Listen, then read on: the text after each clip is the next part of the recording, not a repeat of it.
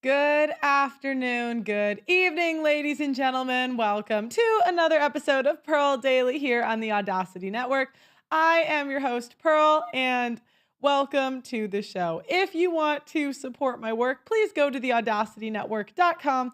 I do read the chat during the show, so if you guys have a question, comment, or concern, put it in the chat and maybe put like Pearl read this as a note, and then I know to read your chat. It's on the network though. I don't do that on YouTube.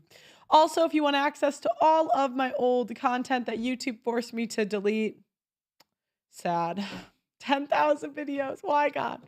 Why, YouTube? Why do you do this to me? You go to theaudacitynetwork.com. We still have to upload some of it, but it should all be up in the next couple of months.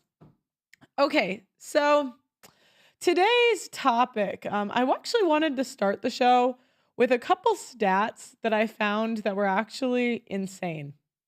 So I started thinking about how prevalent sex work was. And I decided to Google the number of OnlyFans workers. And when I tell you guys this number, I want you to remember sex work is an industry for young women. And so the majority of this number is going to come from Gen Z. I found out 1.4 million women in America do OnlyFans. So out of curiosity, I Googled, and some of this is with discretion. We don't have all the information, but they guess that 1.2 million is between 18 and 24. So I decided to Google what percent of women, how many women in America are between 18 to 24. I find out roughly 10 million in America, 10 million women. So just on OnlyFans alone, 10% of women in that age group are on OnlyFans. So this got me thinking even further. And I thought, what's another way that women use their sexuality to get money? So I Googled seeking arrangements, which is, if you guys don't know, it's a sugar site. How many women do you guys think are on seeking arrangements?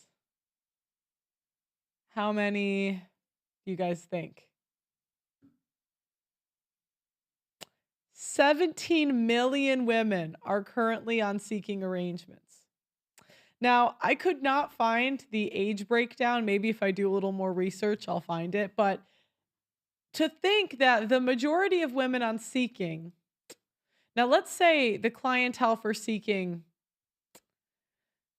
goes up to like 80 years old. Like I'd imagine there's got to be some old men. So let's say women can do that up to 40, 35. You have to think the majority of those women are likely under 30, 35 at least. There's only 10 million women between 18 to 25. Roughly. I think it's like 10 point something. So out of 82 million American men that are, oh, sorry. So then I decided to think more about the consumers. Who is consuming OnlyFans?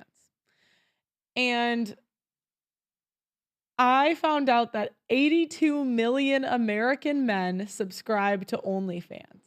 Now, to think about how big that number is, how many people are in America? I'm pretty sure it's 350 million. How many men are?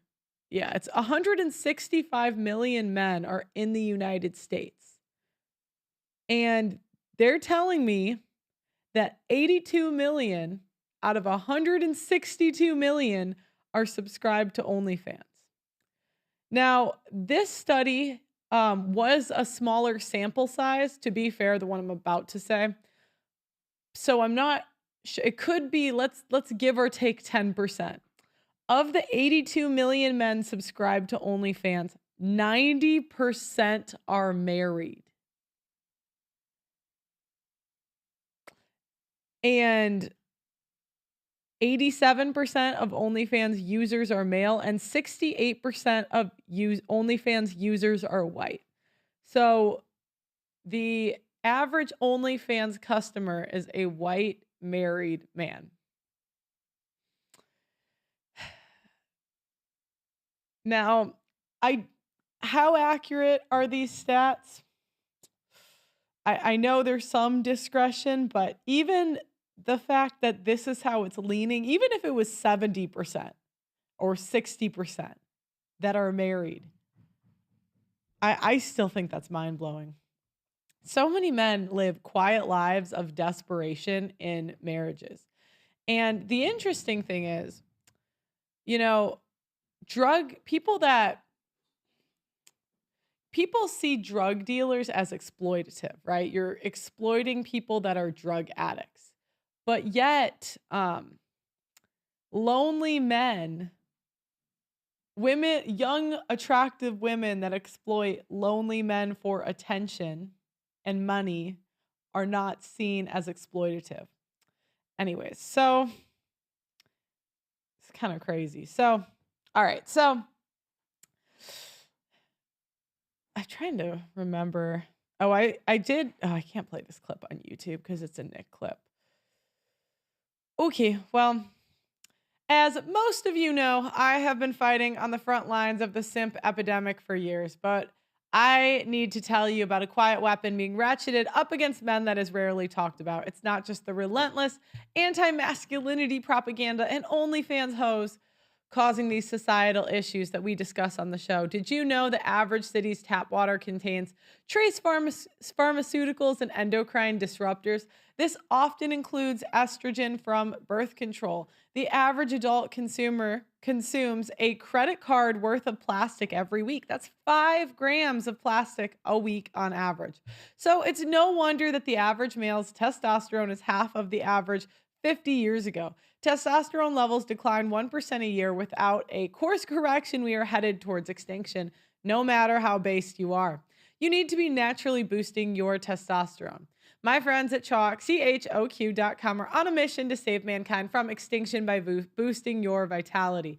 Chalk's male vitality stack contains premium and potent herbs clinically studied to boost your testosterone levels naturally. Just one of the many ingredients in the male vitality stack was studied in a double-blind human clinical trial to boost testosterone 20% in 90 days. When you boost your testosterone, you'll have more mental clarity. You know better. You're more capable of making decisions and taking risks. Having high testosterone will also affect your pheromones, so women will find you more attractive subconsciously. Get the Chalk Male Vitality Stack right now on chalk.com. That's CHOQ.com. Use my name, Pearl, and you'll get 25% off site-wide on chalk.com. That's CHOQ.com. My name, Pearl, is the discount code. Okay. So I wanted to re-show you guys the video that we saw on Monday. So there was a guy who got divorced over Yu-Gi-Oh! So let me show you guys the video. Let me just say it straight out the way. Let me just say I am no longer married. Let me just say I am no longer married. Let me just say. Oh. Oh yeah, okay. Sorry. Let me go there. Okay. And I need to say this. Let me just say it straight out the way. I am no longer married, and I'm divorced. This is not what this video is about, but there's something that you guys need to know. When I met this woman, and I told her about my Yu-Gi-Oh stuff, she hated it. She didn't like it. She said that, hey, you can do something better with your life. You should go back to school. So you know what I did back in 2016, 17, 16? I said, you know what? Maybe she's right. And you know what I did? I sold all my equipment. I sold my YouTube channel. I sold all my camera stuff. I'm like, you know what? Maybe it is time to move on. Maybe it's time for me to do something better with my life. Not knowing that at that time, what I had was very special. At that time, something that I chose to do, YouTube, I had something going on. Even though I had some drama and stuff going on before and I shut down my channel a few times, I had something that I completely gave up. I gave it up because someone said, hey, you know what? Maybe it is time to move on. You got to do something better with your life. There's got to be something more for your life. And I sold all my stuff for a woman. And she's no longer here. And the thing is, guys, the median is the message. So if a woman is trying to change all of the things that you love, she doesn't like you. She likes what you can provide. I mean, he was a certain way. He had certain things going on. And by her coming in and saying, oh, do it my way, do it my way, do it my way, it means that she thinks she knows better than he does for his life. And this problem persists. She told me at that time, hey, you want to meet my mother? You need a car. Because I didn't have a car at the time. I was doing YouTube. I was working from home. I didn't need to drive anywhere. Yes, YouTube is what I did for a living. It's how I paid my bills. And I was street performing also. How did I street perform? I just catch the bus 20 minutes down the street, played my horn, went home. I never needed a car. But when I met this woman, you have to go back to school. You have to exercise. You have to get your degree. You have to do something better with your life. Even though I explained to her, this is what I chose to do. And a woman... And this is why women get the impression that they build men. It's very interesting when you hear women that say, don't ever make the mistake of building a man. I'm like, so I saw a woman the other day on TikTok, and she was with this basketball player. And she said she supported him when he was in college, and she really helped build him up. And I just kept thinking, well, did you shoot the shots in the gym? Did you, did you memorize the plays for him? Did you learn how to dunk? Like, what did you do in this situation to build him? But for some reason, we have a tendency to take all the credit and do none of the work. I see it all the time. I mean, how many times have you seen it where a man starts a business, a woman's the secretary, salesperson, whatever, and seems to think she did all the work? I've seen this story a million times. And now you have women that are in the NBA thinking that or with NBA players thinking that they built this. Gosh, I have literally, like Jeff Bezos' wife, did she deserve half of everything? Did she build Amazon? And then they'll show pictures of her in like Jeff's garage. And you're like, okay, anyways.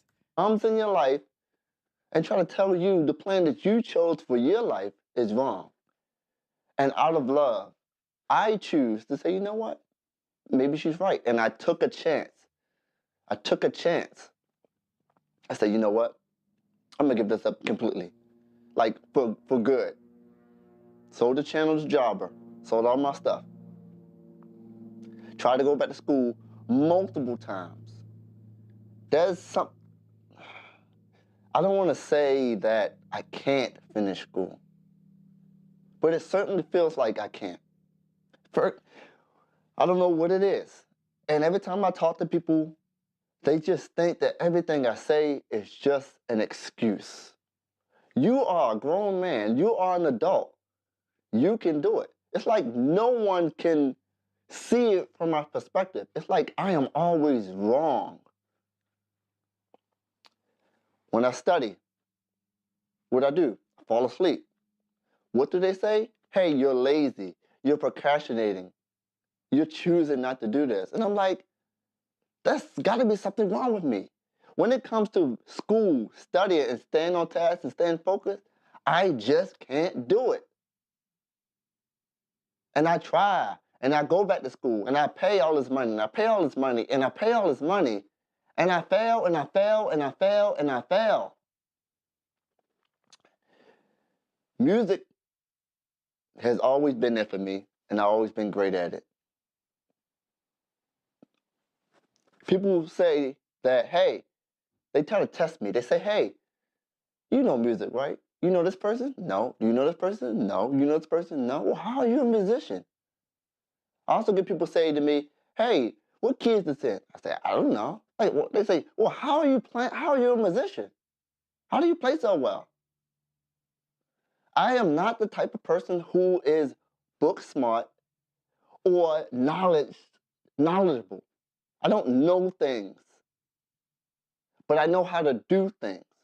I know how to do things physically in a creative way. I'm not a type of person who retains things and hold on to things, who can read a book and then take a test, pass it, and go on. That's not me. I am a creative-minded And person. And to be honest, I see this struggle on both sides of the equation, right? When we were looking at the Brianna chicken fry situation, she's trying to become someone she's not to be with the guy. And, so I do see this on both sides. And I think that's the challenge you're gonna get is people trying to be things that they're not in order to get a relationship. Some people can change who they are, but I think over a certain age, your core is just your core. That's how you are. that involves creativity, I can do at least to some degree where people are like, wow, you do it so well. You ever thought about going to school? No, I tried. It doesn't work. So this is all tying together. I met the parents. They asked me, hey, what do you do for a living? I had to tell them I am a musician. I couldn't tell them I was a street musician. I am a musician. Then they said, hey, you have a degree? I said, I don't have a degree. My ex-wife parents did not speak to me for 2 years and told her not to marry me because I don't have a degree. What sense does that make? So I give up this YouTube thing. I give up my entrepreneurial thing. I try to do something that's not innately a part of my strengths at all because I'm thinking I'm in love to do something for somebody to prove something. And this continues on through the marriage. She says, hey, you need to find a hobby. I'm like, oh, let me play Yu-Gi-Oh again. So last December, last year, I start my channel up again. I buy my channel back from Java. Like, oh, she gave me the okay to go into a hobby. You know what she said? You're spending too much time playing those cards. It's either the cards or me. She literally said that. I'm like, you just said I need a hobby. I get into a hobby, and now you said I'm doing it too much. What is it? What do I do? And you know what the saddest thing is? Women will nitpick and henpick men for years over things that they genuinely love and love to do. And I've seen men get out of marriages where they're just constantly apologizing for being loud or singing or whatever their thing that they really loved, or maybe something about them that was a little quirky or different. And it's like the saddest thing to see a man just broken because this woman has, berated him over something he loves for years. She says, why are you into those cards so much? Peter Jones says, thank you, Pearl. You're exposing another struggle that men have to fight with women. Women work to neuter their man. I said, hey, I need to make a video about something. And I haven't played this card game for 2 years, on and off. How can I make a video for my subscribers about something I have no knowledge of? And I try to explain it to her, but she don't get it. She thinks it's just cards you pick up and you just play like Uno. It's not that way. Every 3 months, a new set come out, new stuff come out. I can't make a video about something if I don't know what it's about. I can't start my channel back up and just start making videos. I have to be in it.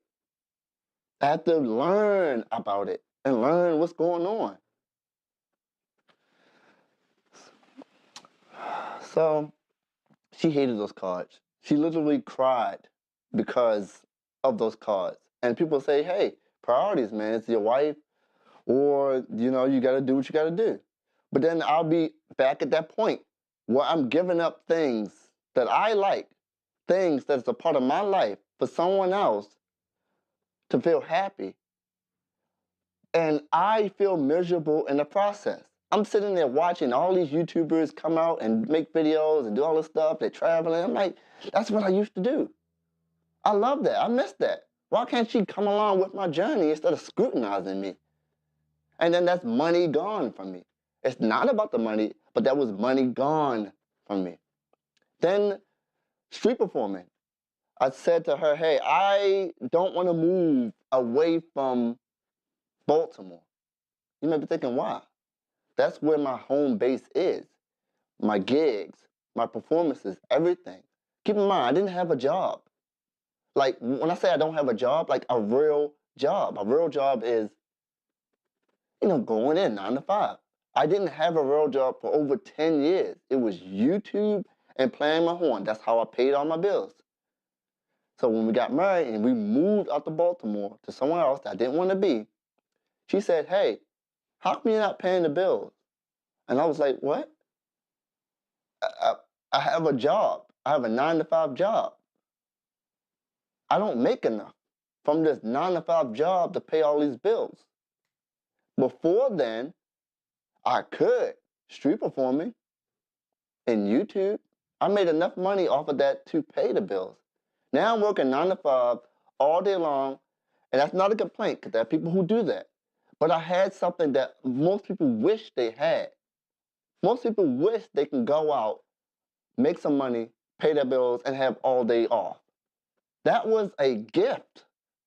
That was something that was something that I had. Now, you can take this video as me complaining, crying, I messed up. It is all of that. It is true. I am complaining. I am hurt. I made some mistakes. I did some dumb things. And you're right. It is my fault. I chose to sell my channel. I chose to give up the thing, not realizing, say, you know what? This is my YouTube channel. This is my life. You can't come into my life and dictate to me and tell me what's better for me because you don't see it from my perspective. And then get mad at me when I lose all of those things that I can't do, and I can't do what you think I should do. I've never been that way. It's like you're trying to tell me to walk or run a lap or a race with no legs. You're trying to tell me to do something that I innately just cannot do. And when I say I can't do that, it's just an excuse. So I'm moving out. In 2 weeks, I'll be moving out. I'll have my own place again. I'm starting over, starting my life over. And you guys know I couldn't make videos when in the house. The only time I can make YouTube videos is when she's gone. And you might be thinking, well, why is that? She would come in here from her room and say, hey, you're too loud. Hey, I'm trying to read. I'm like, wait, what? I gotta talk. I gotta make a video. I'm disturbing her.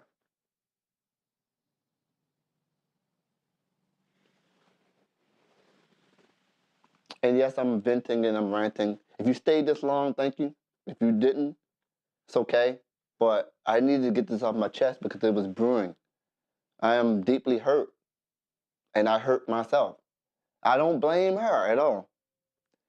Everything that I've chosen to do is because I wanted to do it. I wanted to make someone happy. I thought I can be that person for someone else, and I thought I can do it. I thought I can get away from YouTube and Yu-Gi-Oh! And street performing. I thought I can go back to school and pass and get a real job and make some good money to pay all my bills. I thought I could be that man who could do those things. But the truth is, I have special gifts and talents that other people wish they had to be able to pay and make money. Okay, so I went to his channel because I was just curious about. He was getting millions of views on this stuff. I kind of wanted to see what he was doing.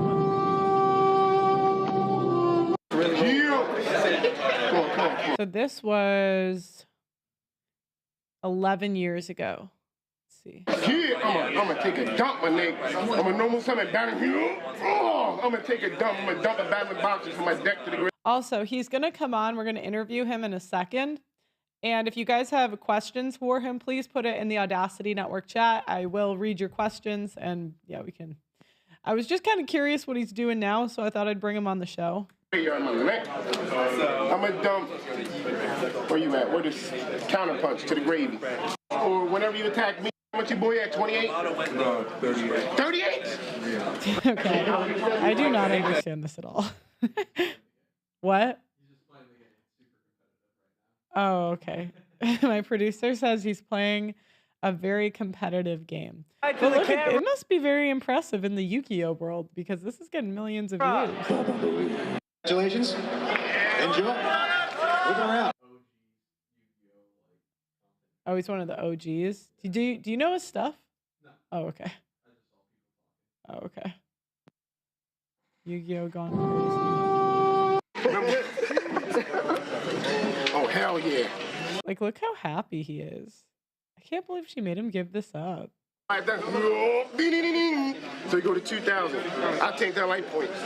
So you took, what is that, 7? I'll set you. Okay. Is he on yet or no? He is, okay. 1 second. Yes, you can bring him up.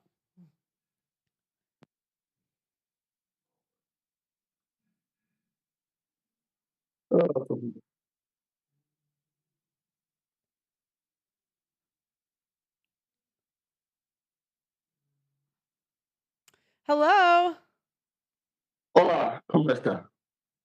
I think you're glitching a little bit. I don't know, is that us or him? Yeah, I think your Wi-Fi is glitching a little bit.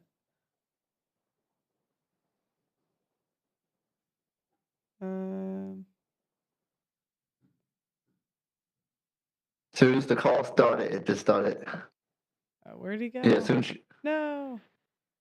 you guys put me on a call, it just started glitching. Oh, really? You think it's us or Bryce? Oh, sorry. Oh, okay. Well, it's show goes on, right? Yeah. I see you. What are you doing in these videos? It's a Yu-Gi-Oh duel? I was watching. I don't really get it. So my whole concept, I'm not actually the one in the video doing anything. I'm just the one filming the videos. Oh, I thought this was you like 10 years ago or something. No, I look the same now as I did 10 years ago. I have not changed my look. Got it. So you would go to these like Yu-Gi-Oh conventions or something and you would just film all of the like intense back and forth? Was that like the premise of your channel? No. So if it's Yu-Gi-Oh related, I'm posting it. That was my motto. So I'm basically just a newscaster or broadcaster for the game of Yu-Gi-Oh. Oh, so you were like a Yu-Gi-Oh news channel. Sorta. Sorta. So that's really it. So I'll go out, interview players, interview people who won tournaments. I will go to tournaments and meet people, meet fans, talk about the game, what their opinion is on the game, and upload it. Okay. And so when did you decide to give it all up? How long were you married at the time? Were you dating the woman? No. I got married 2 years ago. I was dating her 6 years before that. So I met her a year before that. So 9 years ago from now is what? 2000 15? Mhm. 2015. 15? Okay. Plus And 9. did she not know about the Yu-Gi-Oh stuff Yes, before? she did not know, but I did bring her to the tournament. Mhm. That's one of the first things. I still do that. When I meet someone, I say, hey, go to a tournament. Let me show you what I do. So I brought her there, and she was just disinterested at that time. Mm-hmm. Okay, because I was just curious. It's one thing if you don't know what you're getting into, right? But it seems like she knew about the Yu-Gi-Oh stuff before you guys were that serious, right? Right. Okay. And how did the conversation start about you like stopping? Like how long into the relationship was it when she started bringing that up? It was around the second year, but it wasn't about Yu-Gi-Oh as I know Yu-Gi-Oh is what my channel's about, and I posted about Yu-Gi-Oh, Mhm. but it was the second year that we were together that the topics about what are you doing with your life came up. Yeah.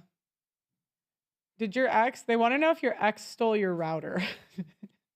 No, she's not a bad person Yeah. as a whole. She's not a bad person at all. Her intentions are actually good, and I just wanted to make that clear that Mhm. you know it wasn't a heated divorce. Nobody lost anything. It was mutual, and we both came to the conclusion that we just weren't for each other. Yeah. It was just it didn't sound like you were trashing her. It sounded like she was trying to make you into something you weren't. Would you say that's true? Did he drop?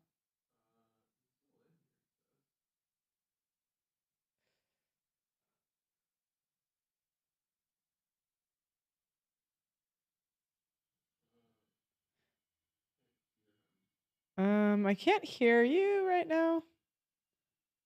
We'll give him a second, guys. Put any questions you have in the chat. I will read them to him. Nothing rude or disrespectful, don't nothing like that. But if you have any questions about like what happened, and I'm more I was going to ask him next about what he's doing now. I see we got 6 people in the chat. We got Peter Craig, EJ, Chenille, Yakov. All you got to do, it's $10 a month on the Audacity network. She wasn't getting 24-hour attention. Yeah, everything on my end. I hear you now. Now you're back. I don't know. Everything on my end just stopped. I don't know. Literally, I'm looking at my camera. I see myself looking at myself frozen. I don't know. I mean, we'll just roll with it. Yeah, But like I was saying, I don't think it sounded like you were trashing her. It sounded like she just wanted you to be something that you just couldn't be. right. And I tried. Yeah. So what are you I think people are curious what you're doing now. So like when you gave up Yu-Gi-Oh, what did you end up like going to do? And are you happy doing it? Okay, can you hear me? Yeah, I can hear you. All right. So my goal was, well, I took her ideas of, hold on. I took her ideas and I said, okay, I'll go back to school. Well, I'm trying to put it in the timeline because in my video was the car first. So I bought the car. I took out a loan for that. I went back to school. This was Coppin State University in Baltimore for political science. Didn't do so well there. We talked about my passion, what I really wanted to do, which was music. And I'm trying to put or combine what she wanted from me and what I wanted so we can both get the same thing. I was trying to achieve her goal and my goal in one. And so since I love music and she wants me to go back to school, let me go back to school for music. So I changed my major to music. And I went to Baltimore City Community College and changed my major to music. And I went there, and I didn't do so well there. Well, I did well with music, but I didn't do well with the other stuff. So you kind of have to do everything. And we weren't living together. It was a long distance relationship. She was living in Baltimore, then she moved to Boston. I decided, okay, I'm going to move out my apartment, move into my grandmother's house, and I'll try school again. So I tried Morgan State University. Went there 1 week, ended up leaving that school because conflicts of interest. I was starting to get older, and there were things I had to do mandatory, like marching band, which I've done already while I was in college. In high school, the first time, I didn't want to do that as I got older. Marching band. End up moving into my father's house. This is the timeline, and I just worked. From that point on, I worked and I worked and I worked until she wanted. Around the time, this is the 6th year in now, 6 years. Mm-hmm. Her parents finally gave up the idea. Oh, he's okay. You can marry him. And so, as soon as the parents gave me the okay, I worked. I saved up for the marriage. I paid for the marriage. We got married. Great. Now that we're married, conversation come up again. What you going to do? I go back to school. So I went to Frederick Community College for music. And then I started teaching as a long-term sub in Frederick County Public Schools. And here we go at the end of the 8 years, I became a full-time staff member. And there's no way I could have gone to school full-time and work full-time and major in music. There's no way I could have done it. Because once I go to a 4-year university, the classes are during the time that I work, unless I get a nighttime job, Mm-hmm. which I've been trying to do, and I've been unsuccessful. Okay, so now you're teaching full time? Yes. Okay, and I'm just curious. So before you were working 3 hours a day when you were Yes. doing So YouTube? Okay, let go me ahead. Go ahead. elaborate on that. Monday through Thursday, I work 3 hours, winter until spring. And then Friday, Saturday, I would work up until, if it's not winter or spring, all day. And Sunday wouldn't either be my day off, or if I didn't reach my financial goals for that week, I would play on Sunday. And you're saying is that a trumpet in your picture? It's a flugel Oh wow. horn that I play. I've never If it's a heard of I've trumpet, never heard of that, a flugelhorn. if it is a trumpet there, then that's fine. But I play flugelhorn. Okay, so you would do that in the summer. And were you, Yeah. you don't have to say numbers, but were you making more doing the YouTube stuff than you ended up doing teaching? I was making more playing my horn Okay. than teaching in YouTube. Wow. So you're doing pretty well then. Yes. So I know people say, "Oh, he's a street performer," and they think that you're just someone on the street begging or whatever. Mhm. But that was a choice that I made. I wanted to street perform. Yeah. But now I use street perform. Oh, I'm a street performer, but I was also a DJ, and I also had a band, and we did shows, and people hired me for weddings and solo events. So street performing was at the base level for me, but that led to other things for me. That's how I passed out my business cards. That's how I promoted myself. Well, and it seems like you're really happy. That seems like a great way to. So are you going to move back to Baltimore now and start street performing again?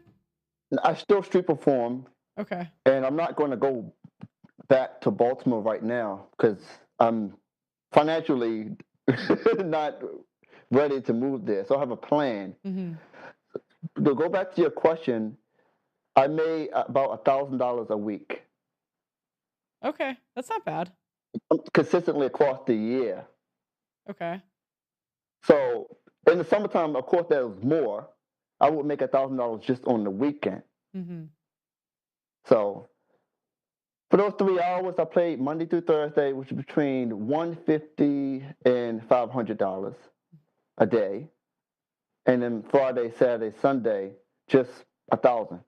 Mm-hmm. It's usually more than that, but I averaged it out throughout the year as $1,000 a week. Okay. But were you making more doing that than the teaching stuff now? Yes, that's Yeah. true. Okay. Yes. So it's almost like you gave it up to make, that must be pretty frustrating. You give it up to do something you don't like as much to make less I actually work. do like teaching. Oh, okay, you do. So going back to what I talked about earlier, finding the middle ground between what she wants for me and what works for me Mm-hmm. was how I thought was going to bridge us together.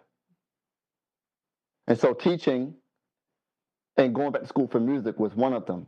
I'm a substitute teacher because I have enough credits, college credits to do that, but not enough to be a music teacher. Oh, okay. Yes. So what are your plans now? Okay. So I'm in the process of moving out. My first plan was to find a second job, which I did. I work as a RBT, which is a registered behavioral technician, where I help kids with autism or ADHD, dyslexia, things like that. So school during the day, teaching between 4 and 7. Today I took off because of Thanksgiving. Mm-hmm.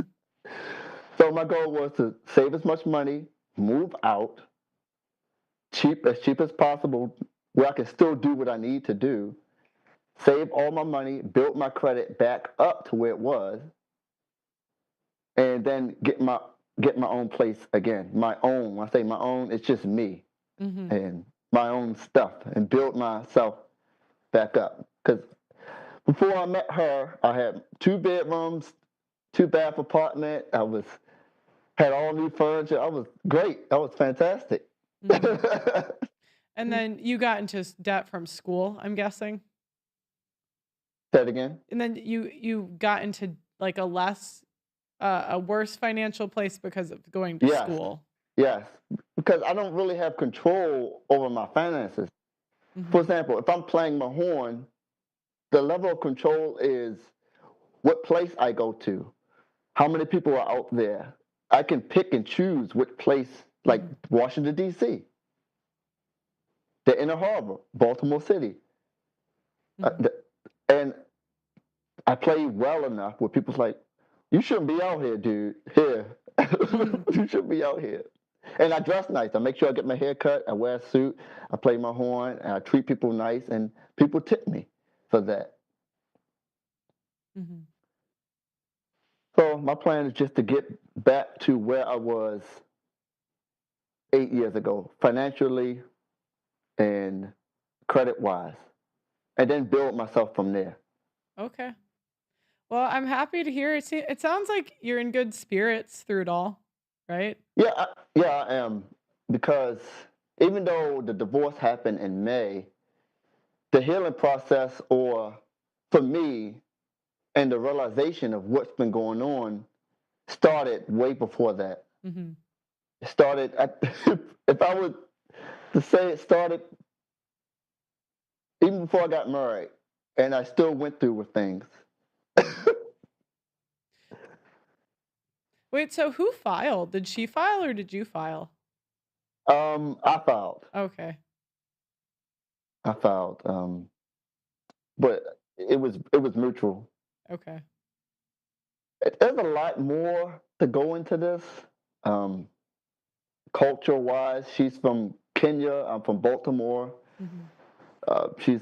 Kenya's in Africa. Oh, that makes the degree thing make a lot of sense. I Exactly. lived in an area near a lot of Africans. Okay. They really care about that. Yeah.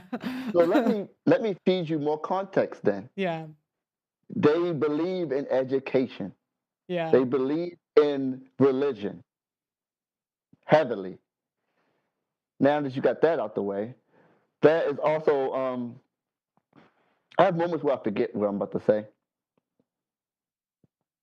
Education and religion. Also,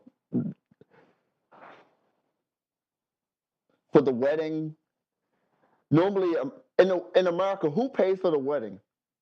The guy. The guy pays for the wedding in America? I think so. Yeah. Okay, let's say that. Yes, I paid for the wedding. Okay. If I can save $60,000 in 2 years to pay for the wedding,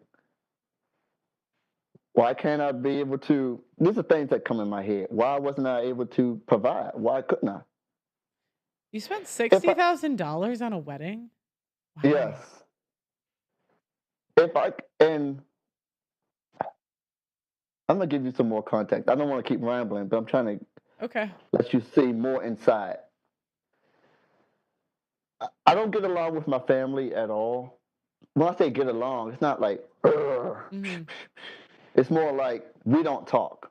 Mm-hmm. And I talked to my ex-wife at the time. I said, let's have a small wedding because I don't want to invite my family.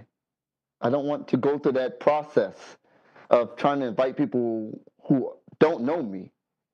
When I say don't know me, if you come to me and say, hey, and you call me some other name, I'm like, dude, my name is Japheth. It's been years.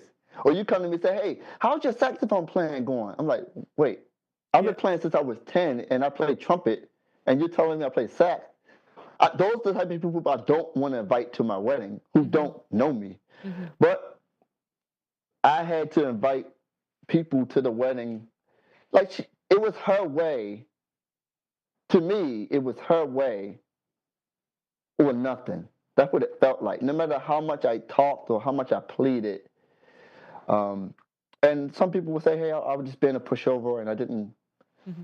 put my foot down enough. But Um, I just sorry, go ahead. I just wish that she just listened to me and saw me and said, okay, this is going to be my husband. Let me focus on us Mm-hmm. and not, my religion, what my family thinks, the projections that she puts on me based on how she was raised. Mm-hmm. Just us and grow together for us so we can be successful for each other and not for the world or other people. Yeah. There's a couple questions in the chat that people have for you. Okay. They want to know, what did you have in common with her?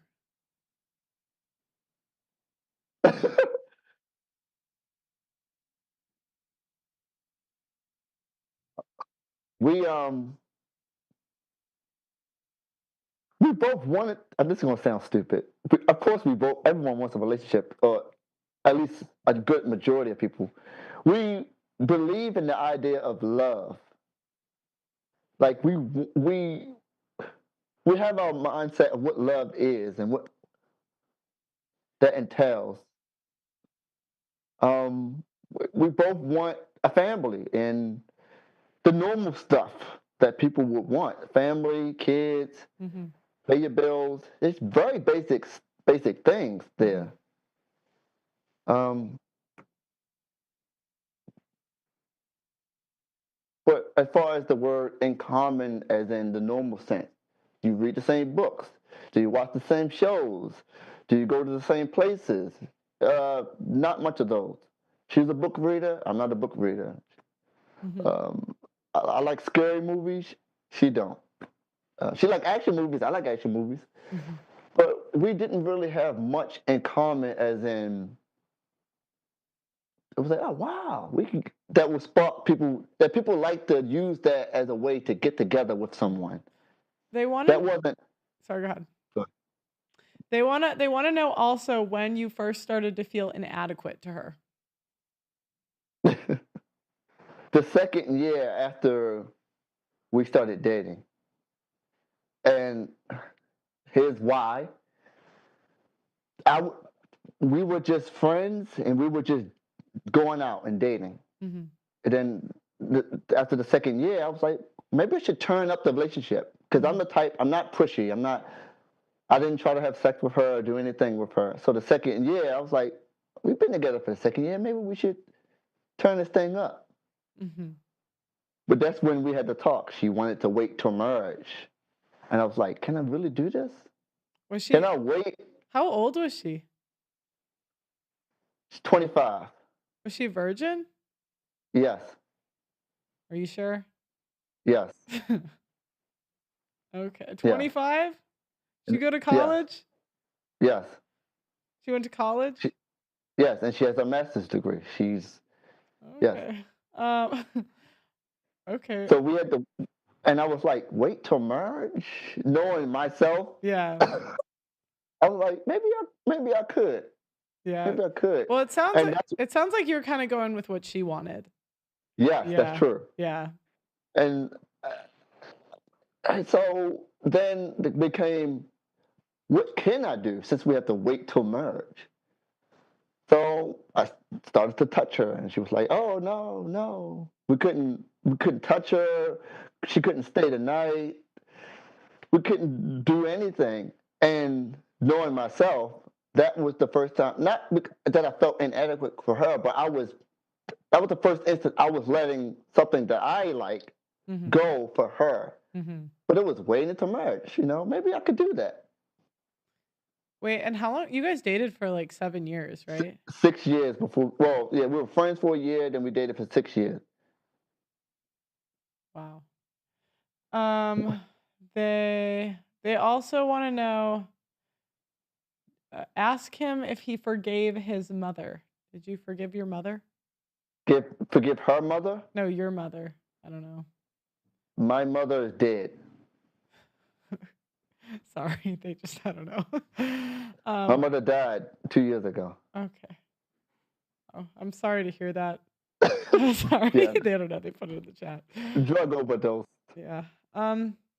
Okay, well, I'm really glad to hear you're doing better. Where can they find you?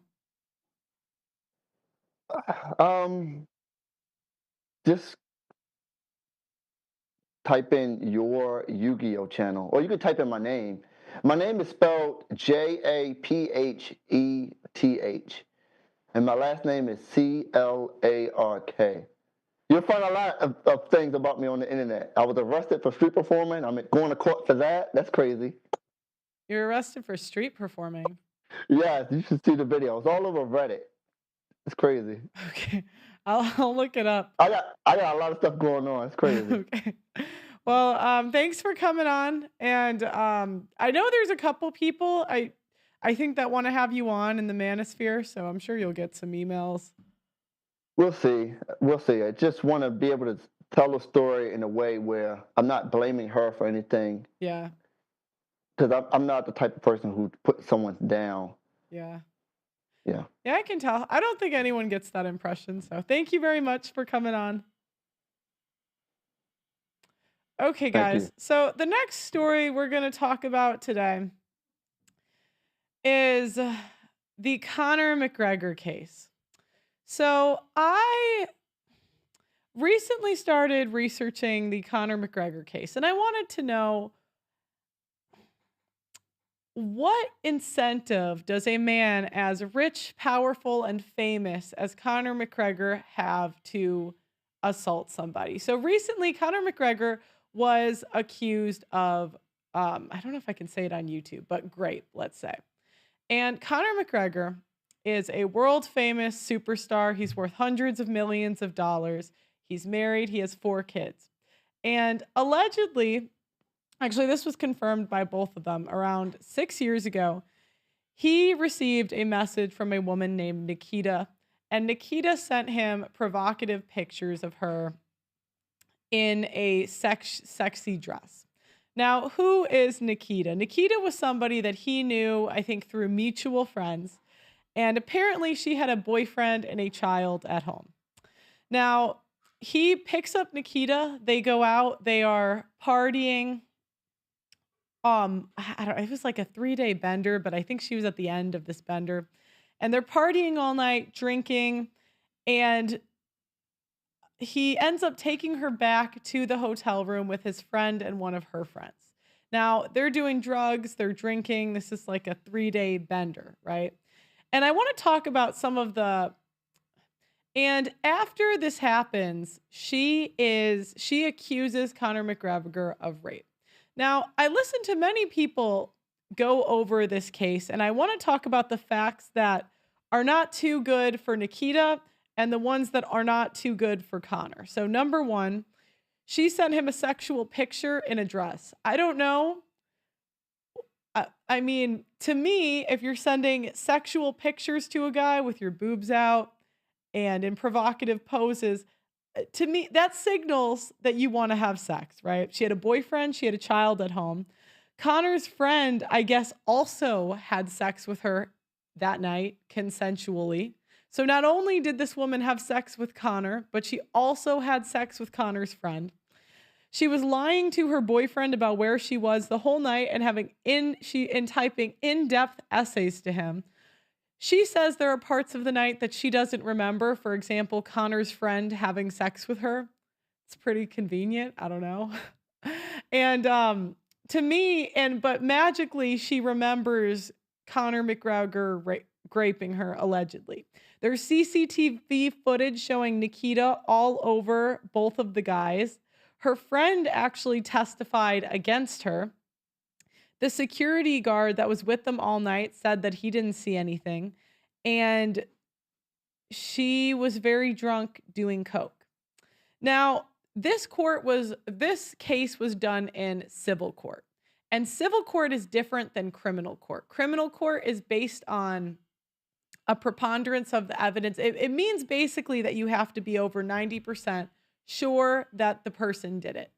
Unfortunately, in the UK, I learned about a system called the balance of probabilities. Now, balance of probabilities means that it is more likely that they did it than not, meaning it's 51%.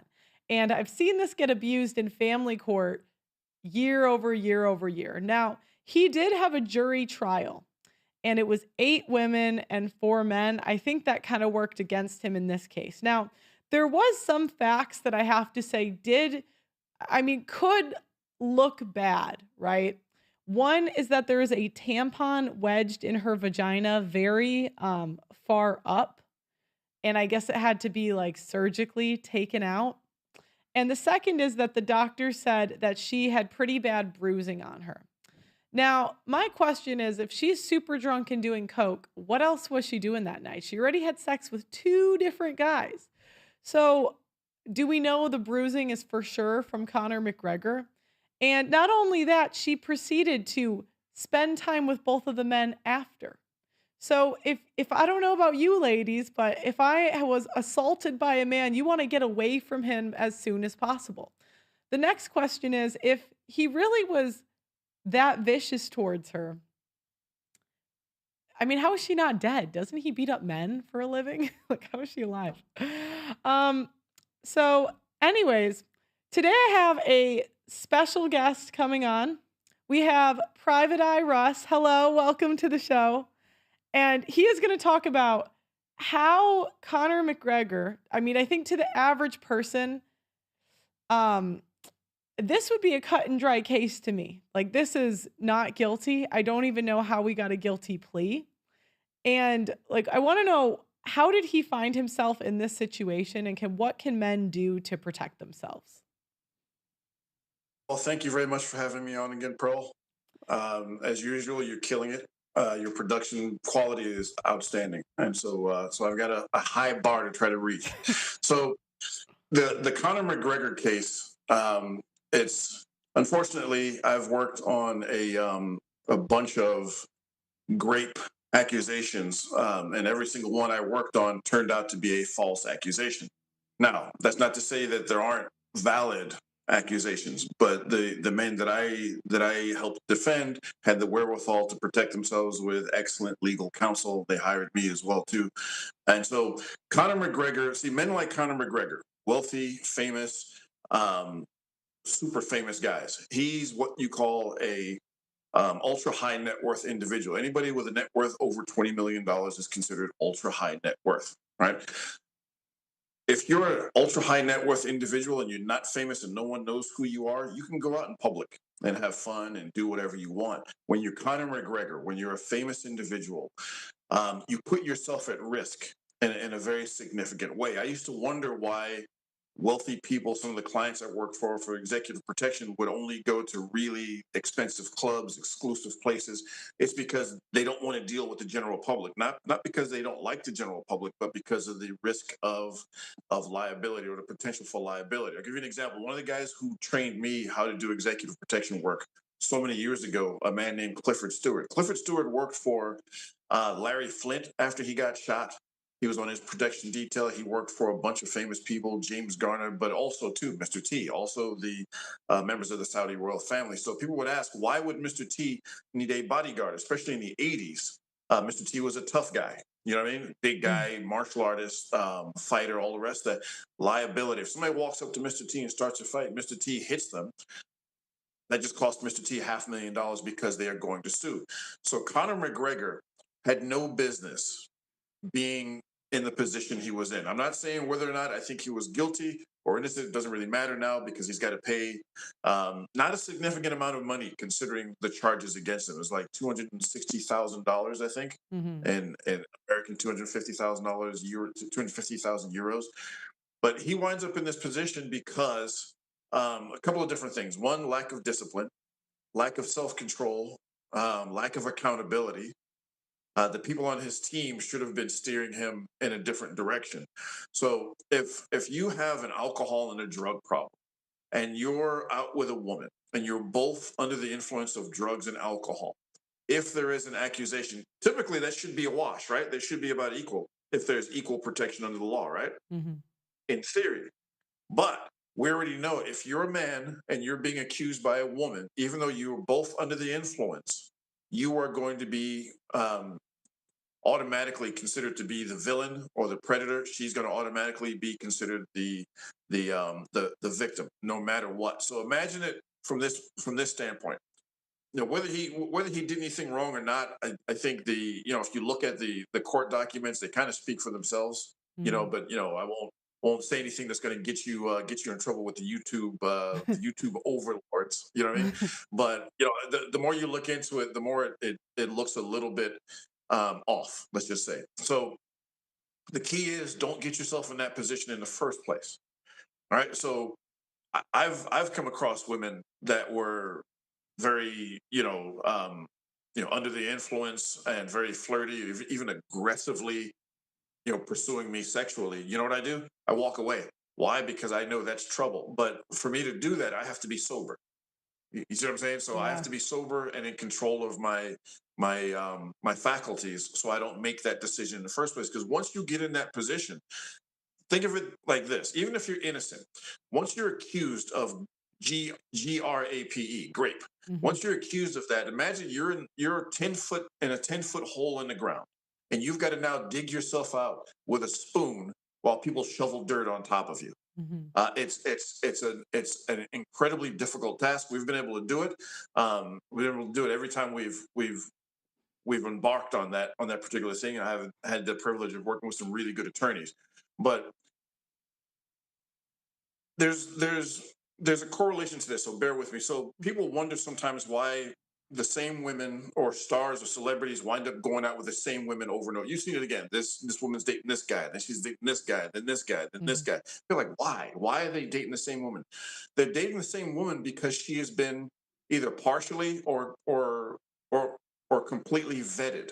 She's a woman who can be trusted around a person who has that much wealth, that much power, that much fame. And so she's proven not to be a thief. That's one of those things. She's proven not to be a person who's going to speak out of turn or pillow talk. That's another thing. And she's not trying to embarrass them. That's why some of these guys will go out with the same women. That's part of the reason why Drake is Mr. Steal Your Girl. Number one, keep your girl away from Drake. Away from Drake, because Drake is ruthless. But part of the reason for that is these women have been already pre-selected, pre-chosen, and pre-screened. You know what I'm saying? So Conor McGregor, and I've worked with some very wealthy, famous people that can't do things that ordinary people can do. So I'll give you an example, not names. I'm not giving any names, anything like that. But I had a client that was so famous and so wealthy, he had a car guy. The car guy filled the cars with gas. Why? He couldn't go to a gas station. If he went to a gas station, not that anybody's trying to hurt him, but he's so famous he would be mobbed, and it would create a dangerous situation from there. And if somebody was hurt in that crush, he would be sued because he would be seen to be responsible. So when you have that much money and you represent that much wealth and that much earning potential, your life is no longer your own. So once you reach, like, say, a C-suite position, right? And I've worked for many C-suite individuals as well too, temporary jobs. Um, they're not just representing themselves and their family anymore.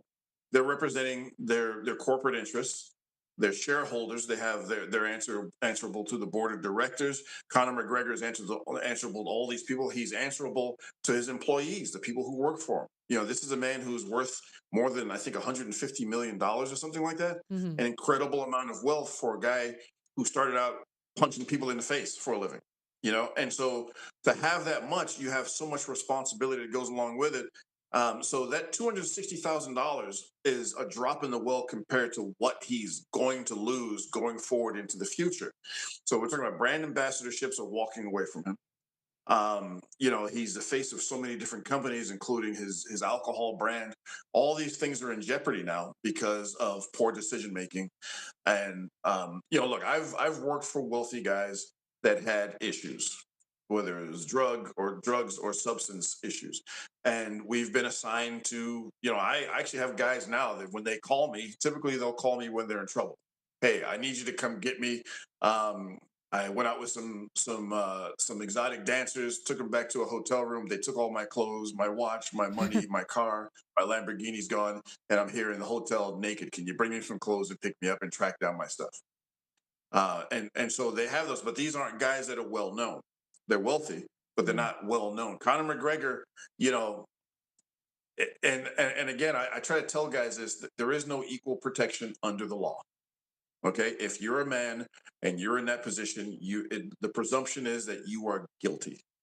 And now, instead of the way our criminal justice system is supposed to work, where the burden of proof is on the accuser, now the burden of proof is on the accused, which is the opposite of what it should be. But when it comes to this sort of thing, you're automatically going to be seen to be the bad guy.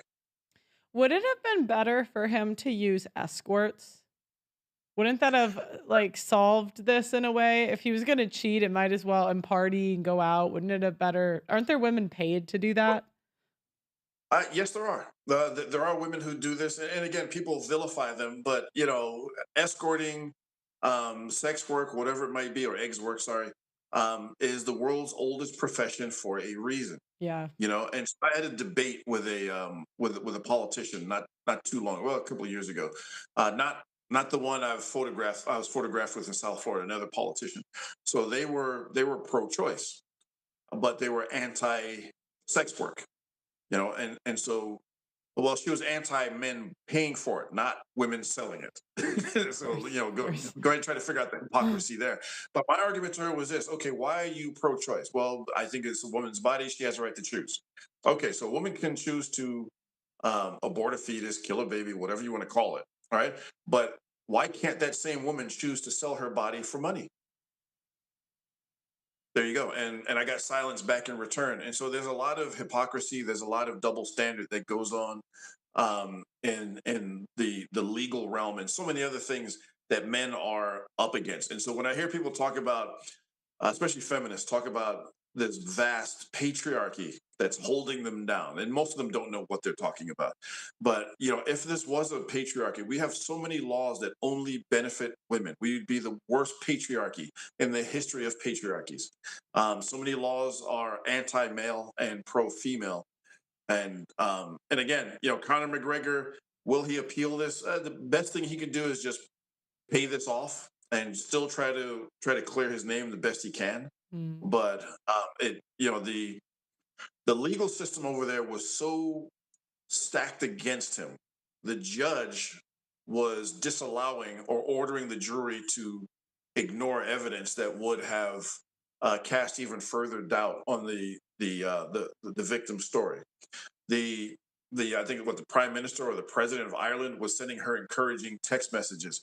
The fix was in. The Yeah. fix was in again, and even with his vast wealth, he's still, you know, look, you can't fight City Hall even when you're super rich. And so he should have been look, some guys, and it seems like he has some substance issues, possibly. Some guys need handling, and again, I've been, a handler for people that had issues, brilliant people, incredible at earning money, but their demons would sometimes push them over the edge, and my job was to grab them and pull them back off that precipice. And he needs people that are not going to enable him, or help facilitate his downward spiral, but to put the brakes on it and give him alternatives. An escort probably would have made life easier. And again, it's about vetting, but he's got so much money that pay somebody to go out with you would have been easier. So yeah, I think so. And again, there's a stigma against escorts, but they've been around forever for a very good reason. Well, and how is it different than, I mean, that woman was gonna sleep with her boyfriend in the next week, you know? So Yeah, I know it's kind of like some guys see it as gross, but I mean, a slut's gonna be doing the same thing, you know? yeah, yeah, pretty much. And so again, I made this comparison before. Women make the best. They make the best spies. They make the best hitmen. They're the best at setting people up because people automatically want to trust them and trust their story. And so that same ability to appear innocent helps them. And again, I don't. I'm not angry at, people shouldn't be angry at women. Men shouldn't be angry at women because this is just the nature of things. So Mhm. don't be angry. It's like, okay, my dog barks. He cleans himself. Usually he cleans himself when I'm on a conference call in a really loud, obnoxious. This is just what happens. I'm not comparing women to dogs. I said it was Yeah. bad. That was a bad No, it's okay, comparison. it's okay. That's not what I'm doing. Please don't cancel me. Uh, you know, but what I'm saying is that's just the nature, and Mhm. so you have to understand their nature. And I've posted this in one of my X stories. I think men have been the victim of the Disney princess and Prince Charming narrative more than women have. The damsel in distress, because there are more men that are attacking and vilifying Conor McGregor than there are women. Mhm. No, I saw that. I couldn't actually believe, I like Jake Paul, but I saw a tweet from him calling Connor a rapist, and I just thought, "Do the men believe this?" I'm like, Well, I some of it understand is. the bruising, maybe it was pretty intense bruising, but we don't know if she hit herself, we don't know if she fell down a flight of stairs, if she's on coke. She says she doesn't remember having sex with another man. What else does she Well, not remember? yeah, and yeah, precisely. But this is precisely why he should have been away from that in the first place. But a lot of guys that will jump on board that will do that as a means of virtue signaling. They'll virtue signal because they want to get the attaboy and the pat on the head, Mhm. and it's unfortunate, but there are guys. Jake Paul is, he's a social media guy, so he understands the value of what he's saying and what stories he's putting out there. Mhm. Obviously he's a master of social media, Yeah. and so he understands that that's part of something that's going to be you know in his favor as far as likes and clicks and views and people watching his the BS fixed fights. If you watch that Mike Tyson fight, that was fixed. That Mhm. was fixed. Love Mike, but that was a fixed fight.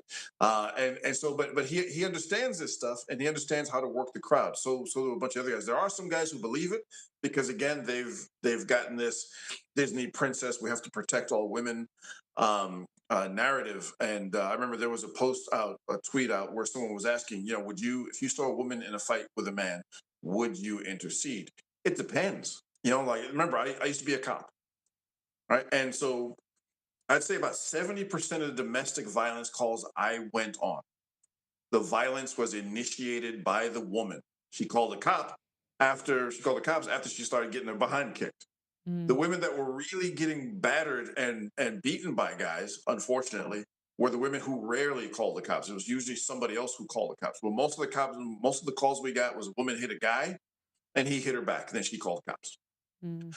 And so, as far as the thing with the tampon, I actually know I actually know a woman that happened to.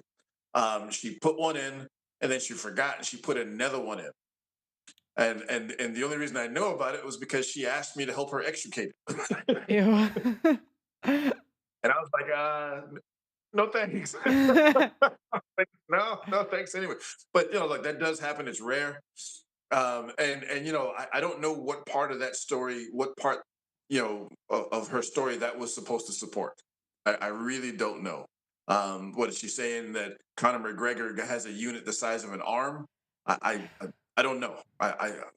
Don't Well, get it. it seemed. The story It she was seemed. telling. It seemed like what was when I was listening to the court reporter talk. It seemed like they were convinced by the doctors. That was the big thing. That the doctors' statements were very convincing. Well, yeah, but the doctor's statement is a very, very linear in a certain lane. Okay, they can say, yes, she showed bruising and this happened. Did the doctor see Conor McGregor or his friend perform an activity that would have caused that? No. But the sensationalism of a doctor, and this was genius on the prosecution side, or the plaintiff side, I should say.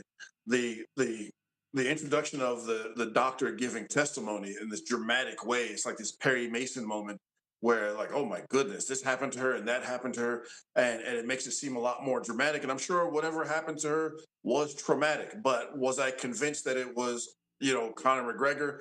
Maybe, maybe not. But but at the end of the day, having a doctor say something adds a lot of credibility to whatever story you're trying to push. And but also too, I think what's of note is that the judge disallowed a lot of evidence that would have supported Conor McGregor's theory. But the fact that he was drunk, and again, once you get here, it's already too late for the most part, Mm. unless you have a really good attorney and you have a really good investigator like me, anyway, uh, who can help you dig your way out of that hole. Why didn't he call Well, you? Why didn't he? you know what? I'm available. I would have flown over to Ireland. They speak English barely, and so it's it's unfortunate, because you're dealing with a set of circumstances where someone is saying, okay, this happened to me, and look, I'm not a calloused individual. Look, but before I worked the first grape accusation case I ever worked. The attorney that put me on that case, I'd worked for him doing a bunch of other criminal defense stuff before. And when he told me about it, he said, "Look, I know you're squeamish about this." And I said, "What is it?" And he said, "Well, this guy's accused of this." And I was like, I'm not interested." He said, "Look, just look at the evidence and let me know what you think." And as I looked at the evidence more and more, I was like, "Wait a second." So here in Florida, the cases I've worked on, and in all of the cases, law enforcement did no investigation. There was no investigation before these men were arrested and accused. So the accuser went in and said, "This person did this to me." They said, "Okay, let's go get him." And he was arrested, and They were arrested, and Perp walked in front of their family, friends, and their peers at work with no evidence supporting it.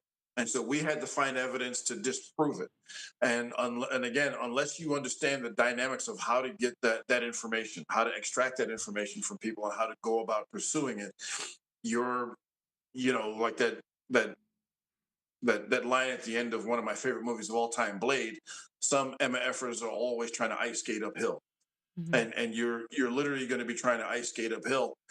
And again, a man with, and we go back to his wealth, a man with Conor McGregor's wealth and fame shouldn't be dealing with people like this, and where he's going on a 3-day bender and all the rest of these things. That shouldn't happen for a guy in that position. So he's going to lose money with brand ambassadorships, endorsements. Those are going to be gone. He's got to pay, the money he has to pay. But also, too, he had political aspirations in Ireland. Those are probably out the window. Yeah. Those are over. And so, so there's so many different things. If he had political opponents that were worried about him, running up behind them and catching up to them, this was a perfect opportunity to wipe him off the board. And if anybody thinks that people won't go to any length when it comes to politics, I've done political work. I've done opposition research. Man, you want to talk about knife fight? That's when the knives and claws and fangs come out and anything goes. And so if I were Mr. McGregor going forward, I would, number one, I would probably go to rehab. He probably needs rehab. People have been speculating a long time that he's hasn't been sober for a very, very long time. He should probably go to rehab just for his own sake. Number two, fire your team. Whoever your team is, they haven't served you well. You need a team that's going to tell you, no, you can't do this. No, we can't do that. No, we have to do this instead. No, we have to do that. And then if you need to, hire a professional. Hire a professional, but he's a married guy. I get it. He doesn't want he's kind of got to walk that tightrope, and he's got children, but um, he's got to revamp his whole system. And with his fame, he might be able to rebuild because of how much money was awarded. So if it was in the United States of America, especially a case like this, when it comes to a lot of money, somebody wealthy, famous, Gloria Allred would have been on the case. 100%, she would have been on that case. And once Gloria Allred gets on that case, you better get out your checkbook. You're going to pay some money. You're going to. She's really, really good at what she does. But the fact that she was only awarded the equivalent of about $250,000, that for me raised a lot of red flags as well too, because okay. And remember, the burden of proof is the standard of proof for conviction or judgment in this case is less than it is in the criminal court. And the criminal court is beyond the shadow of a doubt, or it's supposed to be. And in civil court, the threshold is much, much, much lower. Oh, well, maybe he did it, so let's give an award of some monetary value. But she only got $250,000. If that same case had taken place in the States, it would have been in the millions. It would have been much, much more. So he might be able to rebuild from this, but I would say the first thing he needs to do is do the usual mea culpas, where he goes to rehab and then puts out a statement, with his wife next to him and his kids with him, doing the hallmark moment, I want to be a better man and this and that, and then try to rebuild from there. But with the image he has, with the trouble he's gotten into over the years, your reputation follows you. That's why brand management is so important. That's what we talked about before, how men have to vet their women like you would a brand ambassador, like a corporation or a corporate entity would a brand ambassador. It's part of your image. I know guys out there will say, and women out there will say, I don't have a brand. Yes, you do. And you either control the construction of your brand or someone else will control it for you. So a guy like Conor McGregor, he was involved in an incident where an old man didn't accept a drink from him, and Conor McGregor punched the guy. So like an elderly guy. And it's like, so his image is such that, probably the jury looked at it and said, well, maybe he didn't do it, but I could see him doing it. The evidence doesn't look really good, but I can see him doing it because, for the most part, he seems like a jerk, to most people. I'm sure he's great to his family, but he's done so many things in the public eye that hurt his image so much. Frankly, I'm surprised he hasn't been hit with a significant judgment before this. So what were the 3-day bender, the alcohol, the strange woman? Was there any other mistakes he made in this process? Yeah. Well, yeah. I mean, there's a laundry list of mistakes he made. Number one, he shouldn't have been there in the first place. Number two, if you got a buddy that hangs with you and he facilitates this sort of behavior, knowing what you stand to lose, your friend would not let you or should not let you do this, considering what you stand to lose. Now, he's obviously got an alcohol, and it seems like he has a drug problem. That's your biggest problem. If you're a man and you're out of control, you're going to be held accountable. Most women, in most cases, when it comes to the woman's not going to be held accountable. They're not.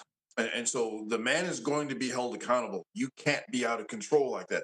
Number two, control your communication with people. And so, there should have been a lot more accountability as far as her being given the opportunity to vocalize or put in writing somewhere in text messages that she consented to this. And there are contracts that people have, sexual activity, consent forms, and things of that nature. I know it seems far fetched, and people think that's a lot to go through. I've met women personally, and so when I meet women, there's no alcohol involved. There's no alcohol. Meeting women for drinks is the worst idea on the face of the earth. Why? Because there's a thing called what I call the retroactive grape charge. Right. So the retroactive grape charge can usually be triggered by regret, guilt, or in some instances, the promise of financial reward. So if we look back in time and we examine the Kobe Bryant incident in Colorado. A good friend of mine was friends with the young lady that made the accusation. After supposedly he forced himself on her, she had uh, consensual eggs with I think four other guys. They found the DNA of four other men in her underwear. None of it Kobe Bryant's.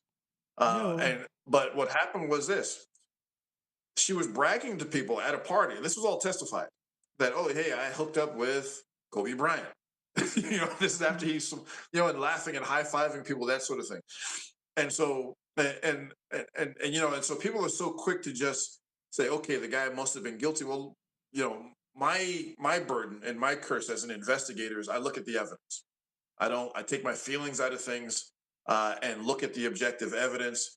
It was settled out of court. He settled for millions of dollars. Why? Because that was the most expedient way to go forward. So whenever you see a star settling, it doesn't necessarily mean that they're guilty. I'm just speaking just from an objective standpoint. It just means that it's the easiest way to go forward to put everything to bed instead of dragging everything out in court.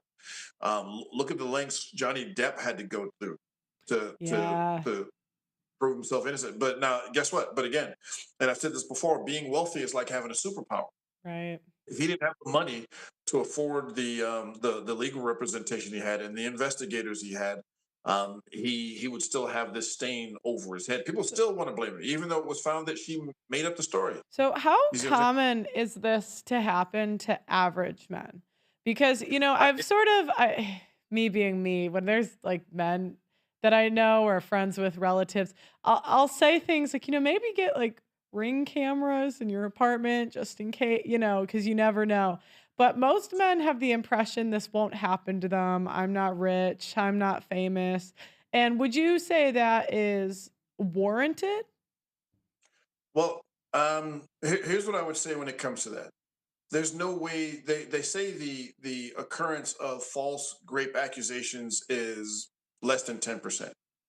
Well, how do you really quantify that? Because if a guy can't afford an attorney, he can't afford an investigator. How many guys are in jail right now that are innocent, but that couldn't afford to prove themselves? Couldn't afford to prove that they were innocent. And so, what I would tell guys is this: it doesn't matter if you're wealthy. It's not always about financial reward. Sometimes it's about guilt. Sometimes it's about shame or embarrassment. Like their friends find out, oh, you hooked up with that fat, hairy, ugly dude at the bar. Oh, that's nasty. Oh, well, I didn't mean to do anything with him. He just took it. And I've actually worked on cases where that has happened to guys. And so what I would tell guys is this, and this protects the women as well too. Before anybody accuses me of being misogynist or whatever. So get confirmed consent. Get a positive or definite yes that they want to engage in physical activity. Years ago, you could just, like you could meet a woman or your guy or whatever, however you go, and you could go out and one thing led to another, and it was just people just kind of go with the flow, right? Mm.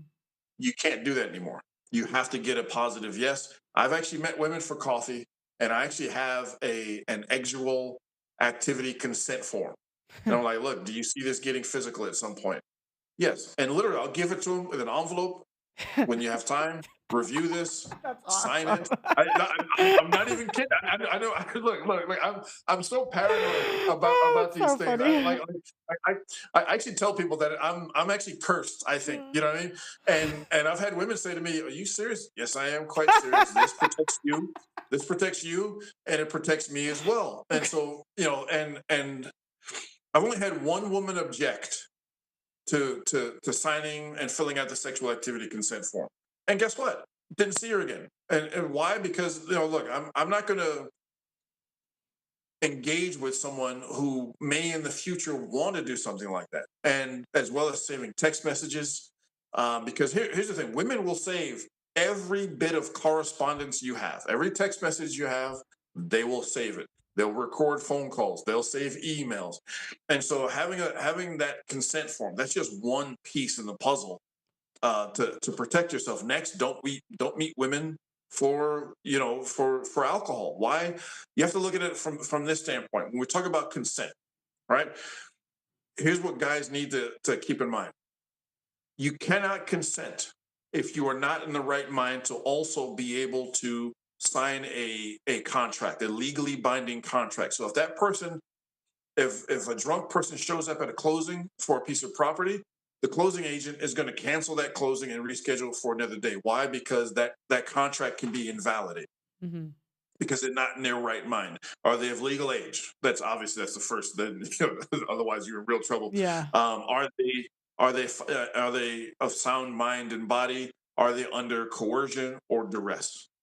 You see where I'm coming from. So Yeah. if they can't legally consent, so meaning if they're under the influence of alcohol or drugs, there is no consent. Now, I also can't consent, but nobody cares about men. Nobody Yeah. cares whether or not we consent. It's all about whether or not the woman consents. And so, and again, I'm not, going to go back and forth about whether that's right or wrong. I think we can all draw a very reasonable conclusion about the fairness of that. But as men, you have to protect yourself. So that's where I would start if I were men. Um, Avoid those women who go out and are really, really, really easy. And women that are drunk and throwing themselves at you. Yeah, sure, that might be an easy way to go, but um, you could pay a price for it later on down the line, and it's incredibly hard for you to prove that you didn't, especially if she could consent. Mm-hmm.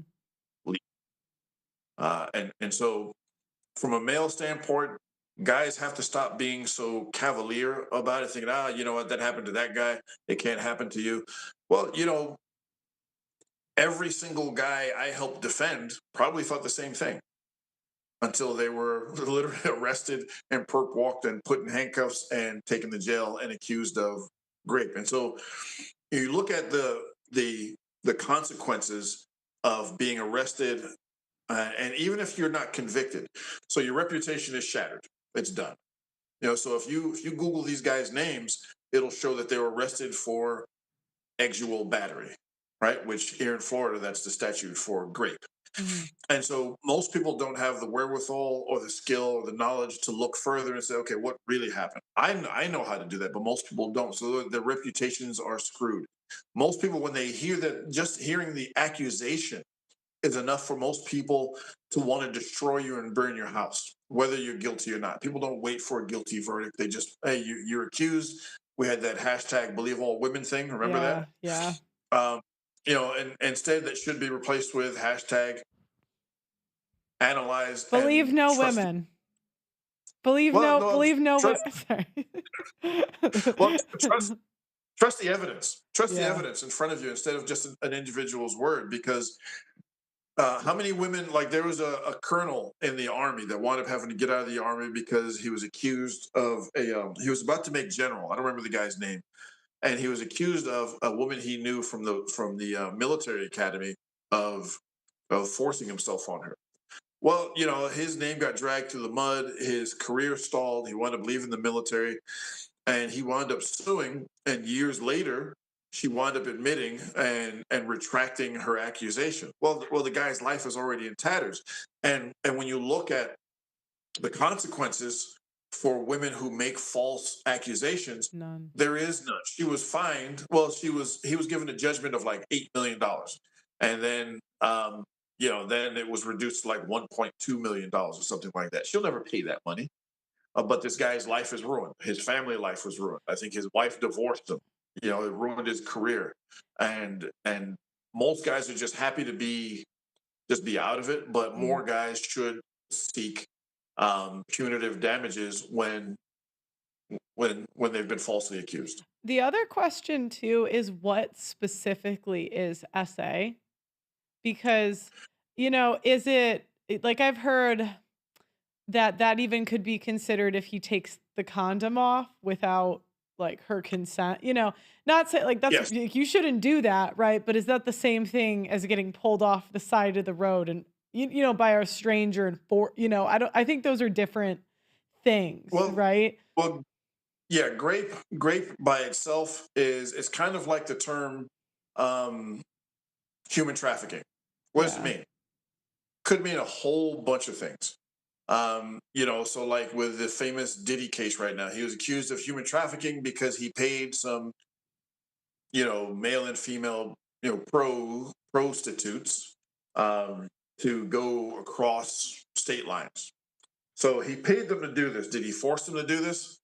Were they kidnapped and thrown in the back of a trunk and transported? No, they drove themselves over there. Or they transported themselves over there. But that's human trafficking. It can also be. It can be so many different things. So when you look at the term grape, what I think of is someone being forced or coerced through some sort of force, through forceful action or the threat of force. But it's much more than that. Grape can be, again, the problem with our legal system and the way the unequal, or the inequity in the administration of justice is that I can have consent from a woman and we can copulate. I'm trying to use words that Yeah. YouTube won't get Yeah. angry about. And we can copulate. And a month later, she can decide she no longer consents. So she can retroactively remove consent. You see what I'm saying? And Yeah. so, and so it's so fraught with danger. Guys are, like friends of mine think I'm crazy. Like, dude, you really have women sign and fill these things out? And they even have categories like, hey, do you want to do X, Y, Z? What do you consent? Why? Because look, I've worked on so many cases where guys were falsely accused. Yeah. And when you look at the evidence, like, wait a second, this guy didn't do anything any differently than anybody else would have. What do you think of ring cameras in the house? Would that protect men? To a certain extent. And so, look, here's the thing. They can show that you didn't do anything forcefully to someone. But if you then videotape them without their knowledge, Yeah, you can't do that you know what I mean?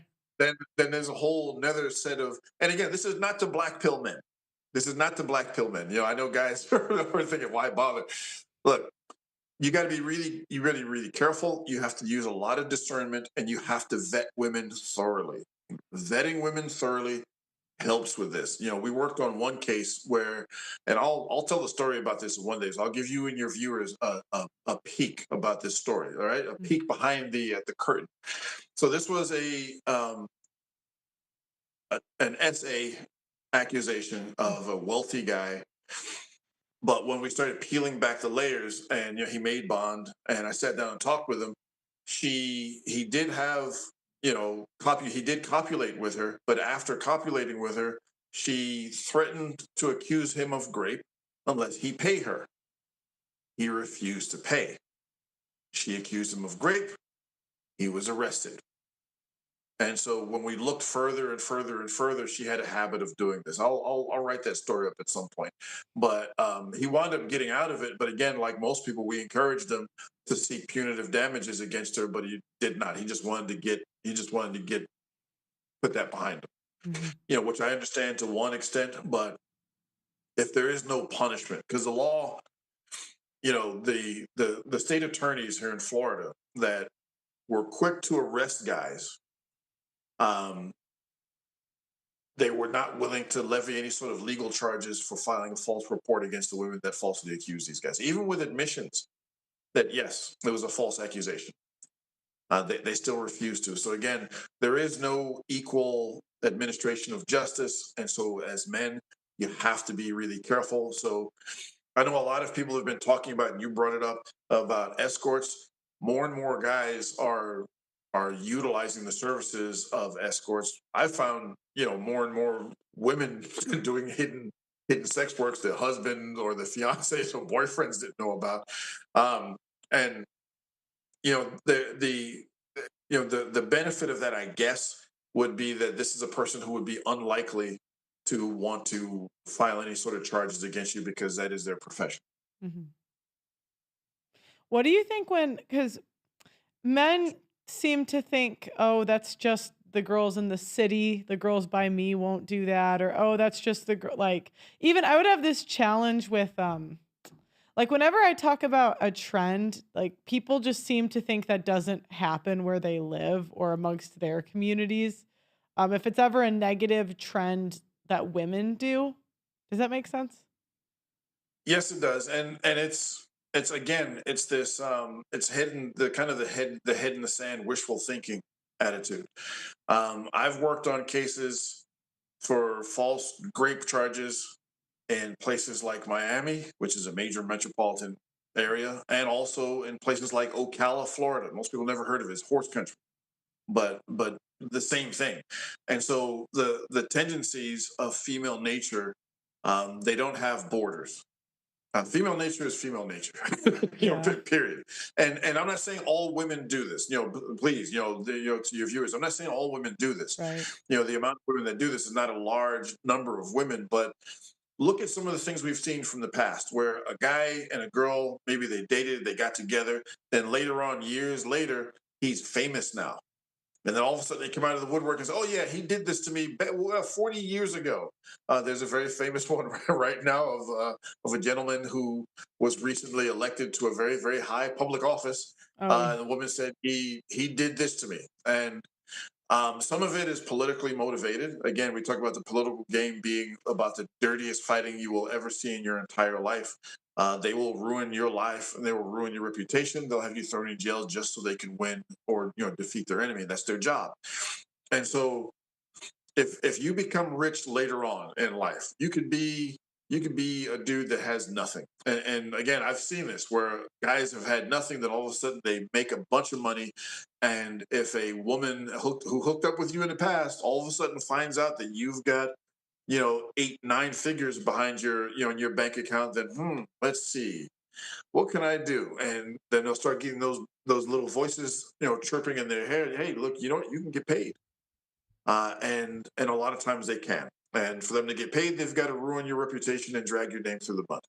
Mm, And they have no problem doing it. And so, yeah. um, if you become a target of opportunity, someone will target you. Right. Yeah. It got to the point when I was doing my shows, like I just don't believe any women pretty much.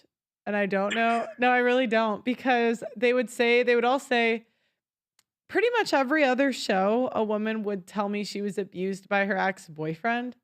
And at first I would just believe them because I mean if someone tells like if we're on this stream and you tell me my ex-girlfriend hit me or something. Naturally I don't think people lie about that. I'm sure you do, but naturally I wouldn't think that people lie about this stuff. And then someone in the chat told me to ask like 2 or 3 questions and I did. And I just started doing that every single time. And the stories they would tell me, I'll give you an example. One woman said she was like thrown down a flight of stairs. And I was like, oh, that's terrible. Right. So, yeah. But I asked her, so what happened leading up to that situation? Like, what was the argument? Oh, well, he wanted me to leave. Okay. Like I was fighting with him and his kid was crying. And I'm like, okay, were you in his house? And so what had actually happened was he was pushing her to get out because she wouldn't leave. So she was trespassing. And she fell down the stairs because he was pushing her out of the like that's what I gathered is he was just trying to get her to leave because she wouldn't leave. And so I'm like, okay, you said he was abusive, but really you were doing the illegal thing. You were trespassing. Yeah, and again, it's a slippery slope if you're a man. If you want someone to leave your house, especially a woman, and I get it, your house is your castle. And so if there's a man in my house and I want him to leave, guess what? I'm not calling the police. I'm going to grab him by the scruff of his neck and his belt, and he's going to get catapulted out of my house. Yeah. But with a woman, if it was a woman, I know from just cases I've worked on that if I put a hand on a woman and throw her out of my house, it doesn't matter what the circumstances are, I'm still probably going to get arrested. And if she gets bruised, I'm going to get sued. And so I've seen guys worked on cases where guys actually had to call the police. And I've worked on cases where guys have physically thrown women out of their houses. Then all of a sudden they're getting arrested, they're getting sued, even though they're trying to get some. And again, there is no equal administration of the law. There's no equal protection under the law. And so men have to be really, really careful. But again, we go back to you have to vet these women before you let them in your life. You know, if you don't vet women before you let them in your life, think of it like a job application. You wouldn't just hire somebody off the street, would you? But you'll let a woman who just looks good, who you just met, into your home and have access to all of your belongings, maybe your other family members, your peace of mind, all these other things. And so guys have to be a lot more discerning and a lot more discriminatory when it comes to picking women and letting them into their life. I've got, like me personally, I've walked away from so many women just because I'm like, nah, I don't like this, I don't like that, or you know, obviously the one of the big red flags is if they're not willing to sign my my consent form. You know, I'm gonna email it to you one day just so you can see what I'm talking about. And you know, it's like I've instructed my son to do the same thing. Like, look, if they're not willing to sign this, go away. But that's just one piece of it. Number one, I'm gonna check their habits. Number one, I'm gonna peruse their social media and see what types of things they do on social media. And so, you know, guys have to be more careful, especially nowadays, because it's so easy to put yourself in harm's way, either criminally or in a civil court. You know, it's like in the criminal part of the Conor McGregor case, they found there was insufficient evidence to charge him. You know, and so that could mean a lot of different things. There wasn't enough evidence. They didn't think it rose to the level of criminal activity. But in the civil trial, he winds up paying. And so, you know, as men, you know, and you talk about, you know, you mentioned before about assault and, you know, that sort of thing. Like if a guy takes off a condom, you know, stealth removal, they call it. Stealth condom removal is what it's Yeah. called.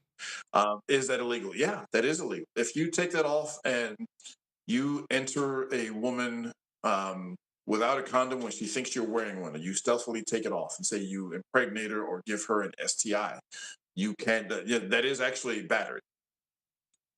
But that same woman can retrieve your condom from the trash. And again, I've worked on a really tragic case where this happened, and she impregnated herself. That And works? That look, I did not girl, think there's. I did not I'm think actually, that worked. I'm actually working on a video now about companies that purposefully manufacture products just for the purpose of, they don't call it sperm jacking or spurglery, which is what it is, but they have these kits that women can use either 2 to 4 times. So between 50 and $200, a woman can retrieve a condom from the trash. It does work, actually. They can retrieve a condom from the trash, and it's kind of like a turkey baster. You know what I mean? They can inject this your DNA into them, and again, no equal protection under the law, right? None whatsoever. If a woman sperm jacks a man and steals his DNA without his consent, you know, they call it false parentage, false paternity, or forced paternity, I should say, sperm jacking, spurglery. There's so many other names for it, but in the family courts, judges always presume 100% liability on the man's part. If it's your DNA, it doesn't matter how she got it. Sperm jacking is not illegal anywhere on the planet Earth. Okay, there are companies, and you know they have marketing material, a whole bunch of, like, I've watched some of the YouTube videos. I'm sitting there watching, like man, and there are companies that manufacture products just for that. So if I take off a condom without a woman's, you know, knowledge and impregnate her, I can be charged with battery. But if she retrieves my DNA and impregnates herself without my consent, without my knowledge, and I can still be, I will still be paying child support for the next 18 years. The guy we tried to help out with this case, we knew it was an uphill battle, you know. But even with all the evidence we got, even with statements I retrieved from her friends who said, yeah, that was her intention because the guy made a lot of money. She even admitted in text messages that we were able to capture from friends of hers that, yeah, now I got him on the hook. If I can just get, so she fraudulently used his DNA, and even with all the evidence we got, the judge was still like, yeah, okay, whatever, you're still paying. that's that's how slanted, that's how good we are at being a patriarchy. We put ourselves in jeopardy and danger with all these rules and laws that are designed to destroy a man's life. So now imagine how that impacts a guy's life, his future. Say you're a guy who's just trying to live his life, you got a plan. Well, now that plan has been put off the rails because you got sperm jacked. Does that happen? There's no way to quantify how much of this has happened. There's more than one way. There's more than just that. There's obviously the tampering with a condom. That's one way. That still is the tried and true method. But the most common way women get a man to impregnate them without a man's knowledge or willful, act of trying to get a woman pregnant is, I can't get pregnant, or I'm already pregnant, so you don't need to use a condom. So the old head fake, but it still Ew. works. Why are they It's still, sleeping with pregnant women? Ew, that's so gross. yeah, but these things exist, Oh my and God. you know, um, and when I look at it, I'm sitting there like, holy smokes, man! If there was a company that manufactured, a roofie kit, you know what I mean? They wouldn't be in business for very long. Mm. And people would be outside protesting these companies, but these other companies, there's more than one company that manufactures these things, and it's unfortunate. That's why guys have to be careful. You have to, and I actually talked about this. You have to dispose. I did a live about this one. You have to dispose of your DNA. You have to take charge of your DNA yourself, man. Mm. First of all, throw it in the trash. Ugh, that's nasty. You know what I mean? That's nasty anyway. Just throw it in the trash. Wrap it in toilet paper. Flush it. Use spermicidal agents in the condoms that are designed to kill sperm cells once you ejaculate. You have to take charge of your DNA. I actually put a story on X about a sperm jacking ring out in California where they had women that would collect DNA. That was their job, to collect DNA from men, and they had women that would impregnate themselves with the DNA, and these rings were criminal rings that would get a percentage of the child support. Now, California is different because if and these were targeting wealthy guys, mostly ball players, other athletes. I got turned on to this because one of my neighbors, a woman, was dating um, one of the basketball teams in Los Angeles, one of his sons. The previous owner, he's passed away, but she was dating one of his sons, and he would tell us all the scoops about this. This was back in the '90s that Mm. stuff was going on. So I'm sure it's probably still going on. Um, and so men are targets. So men have to be more cautious, and you have to be more careful. And what I tell guys is this: think of it this way, especially if you're an up and coming guy, if you're a wealthy guy, think that you are a spy in Cold War East Germany, and one slip up will send you to the gulag in Russia, in Siberia. Mm. Yeah, I just didn't know that worked. Like I figured there's no way that would work. Ew.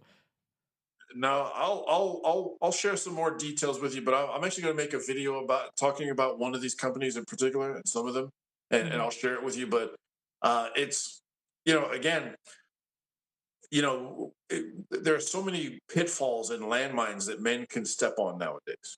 Mhm. Besides all the rest of the thing, the competition with other men, business, all the rest of this stuff. Um, there are women out there that, and again, I'm not saying most women, I'm not saying all women, but does it happen enough to where men should be careful and cautious? Yes, they should. And then, going even further, we're talking about paternity fraud. So like for instance, the state of Florida.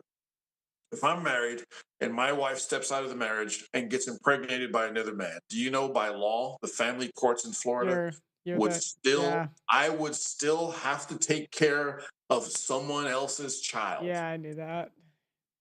unless the guy was willing to, and probably not because the guy's a dirtbag anyway for messing with a married woman. But Yeah. unless he was willing to come forward and say, yeah, you know what, I want to take full responsibility and go to the courts and claim responsibility for that child. What are the odds of that happening? I've never seen it happen. I've never seen it. Well, actually, it happened once. I've seen it happen once. And again, I have friends who work at the family courts and with the family court system. They tell me these stories. I'm sitting there like, holy smokes, man. And that's a horrible law. That's a terrible law. And again, there is no equal protection under the law when it comes to that. The man is, going to be in a very bad situation. And so when people ask about marriage, why is marriage falling off a cliff? Well, these are part of the reasons why marriage are falling off a cliff. What's in it for me? Oh, well, society needs this. Okay, well, to hell with society. What do I get out of it? Everybody else gets something out of this, but men. Why should men do this if the laws are set up for men to either be a slave, a wage slave to your wife? It used to be they changed the laws, the statute for alimony used to be a life sentence. So if a woman got alimony, she got it for the rest of her life until the man died, she died, or until she remarried. Guess how many of those women remarried? None of them. None. Why should they? None. So now they put a limit on it. So now it's just more like a really long car payment than a life sentence. But again, there are so many laws that heavily skewed in the favor of women and against men. So, so we need to do a lot of work on our patriarchy skills. Yeah. Well, thank you so much for coming on. Can you tell the people where they can find you? You can find me on X, Private Eye Russ. On X, you can look me up on if you need to send me an email. Send an email to Private Investigator Russ at Gmail. You can DM me on X. Right now, my website. I think I told you before that guy who was running my website, that friend, he's been dealing with cancer. So he's still dealing with that. And so we're still trying to retrieve passwords. And so my website right now is, I've updated some of it, but I still need to get some more access. So just reach out to me there. Reach out to me, DM me on X, or you can find me on Private Eye Russ on Private Eye Russ YouTube channel. Well, thank you so much. I want to thank you for having me on again. It's always a pleasure to talk to you. Yeah, thank you so much. They love you in the chat, so you're a fan favorite here. See ya. See you. Okay, guys. So let me check the live chat. How can courts be fixed with beyond the feminine favor with men and women being equal in all? Family court is the worst. The legislation does not fix this. I mean, guys, I gotta be honest. I don't see this changing in any of our lifetimes. I mean, I'm just being honest. I hope it does. I mean, maybe Trump will do something, but it's a pretty crazy system that's been going on for like 50 plus years. I don't know. Anyways, guys, let me know what you think in the comments. Thank you for watching as usual. Also, we have a fundraiser. If you guys want, we really want to get this divorce documentary done. We're trying to raise money because we are demonetized. So we can go a bit more off the cuff, the more donations and people we have on the website, it just makes it a little easier. So if you guys want, feel free. Like the video on your way out, subscribe. I love you guys, and I'll see you later. Bye-bye.